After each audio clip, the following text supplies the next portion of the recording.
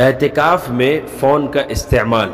Number 1، اعتکاف کرنے والے موبائل فون پر لوگوں سے مسجد کے اندر گپ شپ لگاتے رہتے ہیں۔ اسی طرح بعض لوگ مسجد کے اندر موبائل فون پر گیم بھی کھیلتے ہیں۔ مسجد صرف اللہ کی عبادت کے لیے ہے، البتہ اگر سخت ضرورت ہو، کوئی چیز منگوانی ہو، گھر کے لیے کوئی چیز خریدنی ہو تو موبائل فون پر بتا سکتے ہیں۔ اسی طرح اگر کوئی عالم دین مسجد میں بیٹھ کر موبائل فون پر مسائل بتاتا ہے تو وہ بھی جائز ہے، مگر دنیاوی باتیں کرنا گناہ ہے۔ نمبر 2، وضو کرنے کے بعد اگر کوئی شخص کسی سے بات کرنے کے لیے رکا یا موبائل فون پر بات کرنے لگا تو ایک لمحے کے لیے رکنے سے بھی اعتکاف ٹوٹ جاتا ہے۔